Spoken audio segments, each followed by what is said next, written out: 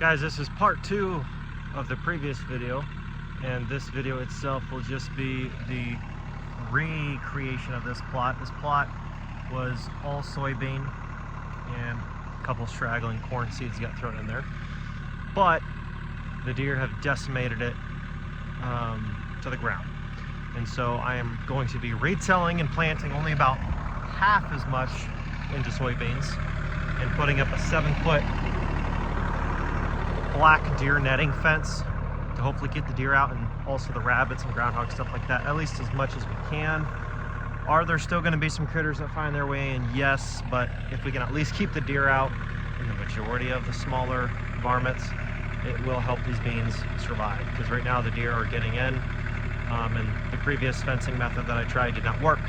So we're going to be showing you how to plant beans, whether you need to use a disc or you have to use a handheld, like walk behind rototiller, or you need to rent a tractor with a belly mower and tiller like this.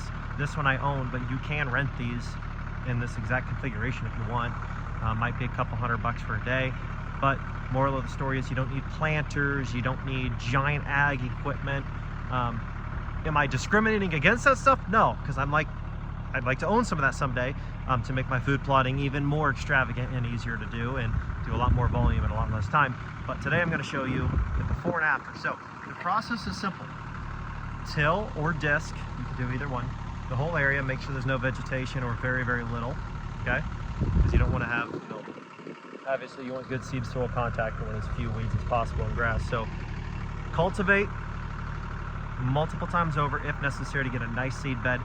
Broadcast out your seed mix, and in this case I'm going to be doing all soybeans up front, and I'm going to be doing 50-50 ratios of soybeans and corn for the back half of this, but only soybeans for the part that I'm fencing.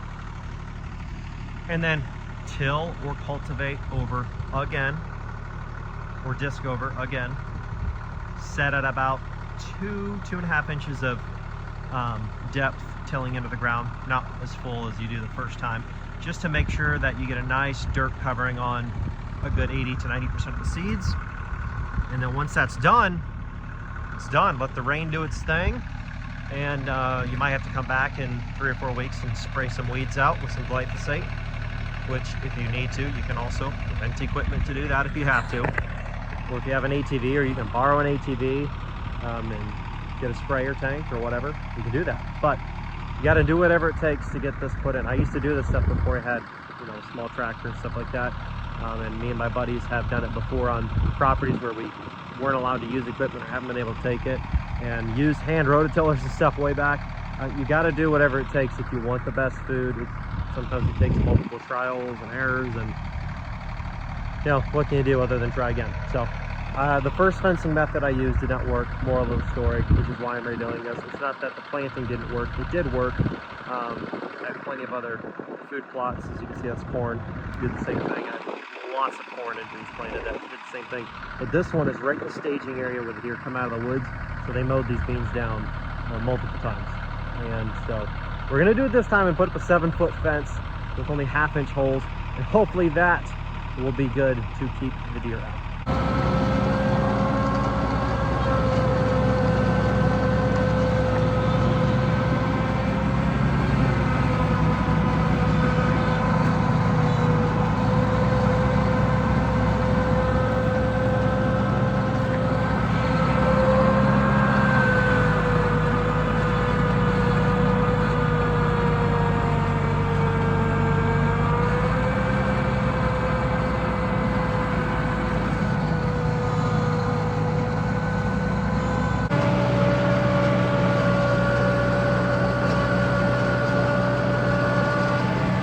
Perfect.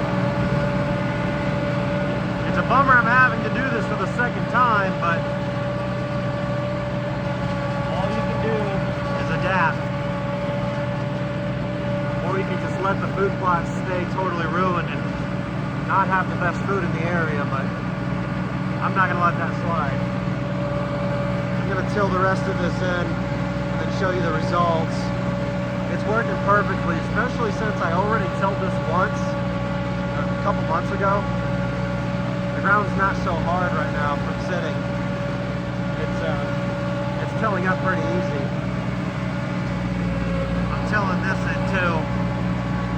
lot of corn starting to grow, but this is corn from last year's standing corn that I tilled into the ground when I planted the beans. So I'm just gonna till this in anyways. I'm not gonna try to save it. I'm just gonna replant with good stuff. It'll be good.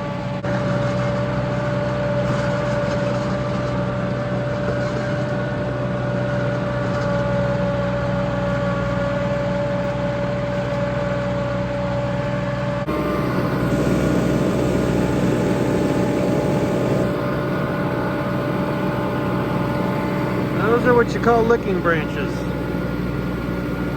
And if you notice on the back side, I cut off all the branches on the back side of the tree where we can't get shots.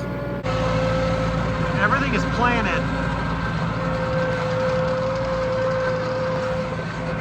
And I have my tiller set to where it's only cutting into the dirt about 2 inches.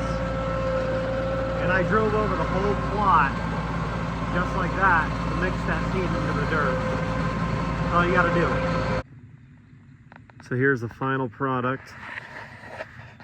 It rained all morning, but it actually worked out perfect because it got this ground just soft enough to make this tilling super effortless. And it also helps that I had already tilled this a couple months back. But I mean, just look at the seed bed. Just perfect consistency. Since there's a little moisture too, we didn't have a bunch of dust kicking up and blowing all over the place. But you can see just a few seeds here and there that are on top of the soil, which is why I see it a little bit on the heavy side doing this method, because you almost have to, because you know you're gonna have some seed that ends up on top, because when you till, some's going to go underneath and some's going to go on top. For the most part, walking around, you don't see too many. Like there's one corn seed there. There's another one there. You can see this one's just kind of hidden right there. But, you know, it's usually so few that you can just walk around and just kick some dirt with your boot and just give a little bit of seed to soil contact and a little bit covered over. And for a lot of them, honestly, on this kind of loose soil, you can just kind of step them into the dirt, just stick them down in there, and just like that, they're fine. But I feel really good about this now. The seed bed's perfect. Seed bed preparation is perfect. And now there's tons of moisture too from the rain all day. And I just now tilled this up as the sun's going down, so it's not going to dry this out right away. And, you know, we should have a really good turnout. I mean, I planted this corn last year and it did super awesome. And I also broadcasted turnips in early August around the whole perimeter. They grew awesome down just below the corn. Everything turned out great. So we're going to see how this 50-50 of soybean and corn mix does. They are Eagle Seed Forge soybeans that I'm using, and the corn and the beans are both Roundup ready. So, you know, if 2 or 3 weeks go by, a month goes by, and, you know, the corn is 10 inches tall, let's say, and the weeds are 4 or 5 inches tall, I can just drive through here and spray everything down, kill all the weeds, and then the beans and corn should still be able to flourish and take off. And I've done it plenty of times, and it's awesome being able to do that and keep the weeds out. But so this stuff's definitely going to be behind compared to that other stuff over there, but it'll be all good. It'll be all good. I got to take off now, but guys, super simple method, and you can use it the same method whether you're using a disc on a tractor or you're using a tiller. Doesn't really matter if you need to use a handheld tiller and you can only do a smaller plot like this section here that I'm going to fence in, because I want it to be within bow range at Shooting Shack, and I want these beans to be untouched and green for the first couple weeks of the season. And then, you know, 2 weeks before opener, open up the fence, wrap it up, let them come on in and get patterned on it real quick. And they should be able to crush it, especially since I did the 50-50 mixture of soybean and corn in here, and the neighbor has beans right over the fence here. I think this go around, this should establish well and it should survive just fine. And I also have a sprinkler system conveniently at my property that I just run back here, and I set it up to water these plots especially when they're starting out. If for some reason moisture is really bad, we don't have much rain, you know, I can just bring the sprinkler system back here, set it on the corners of it, and it can just soak the whole plot every day until this stuff gets super well established, and it's awesome. So that's how I do it. And I do it with this little 22 horse Coyote tractor. Whether you can borrow one and rent a tiller, borrow a tractor just to rent the tiller. You could rent, if you don't own one, you can rent one. And if you need to, you can rent the trailer, you can rent the tractor, you can rent all this equipment. There's plenty of people that do it. If I didn't have the ability to own this one, I would just rent one. Or if I have ground that's really flat, like my property is actually pretty flat.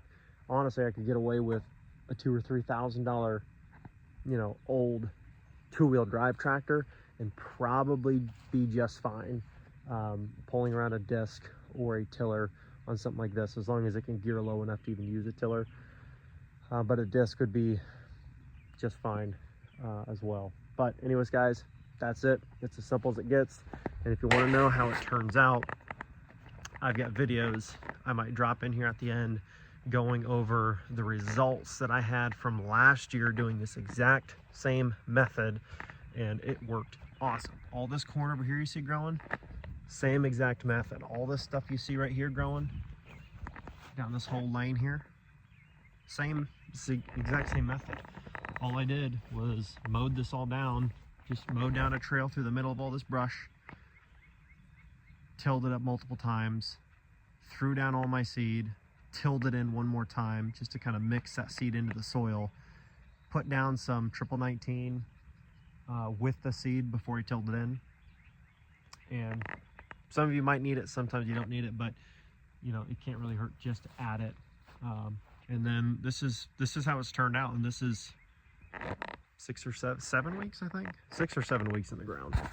And this was just briars and weeds here. It's not like a normal planting location, and it's doing just fine. In this shack right here, it's already first season. Within the first handful of weeks of that thing being up, we killed a really nice buck out of it. So we're gonna do it again, but this time we went a whole lot bigger, and this property has a whole lot more intricate detail put in, and the stuff works. So if you want to do it, that's how I do it. Till it, go over again if you need to, get that soil really nice, you know, best that you can for your area, at least in the ground you're working with. Broadcast your seed down, put on probably 20-30% more seed than you think you need, because some of it's going to end up on top and not have enough soil coverage to really take off and do okay. But just run it over with that disc or that tiller again, and you're good to go. Anyways, guys, that's how you get it done. And I hope you enjoyed this video. How to plant corn if you don't have a planter. That's how you do it.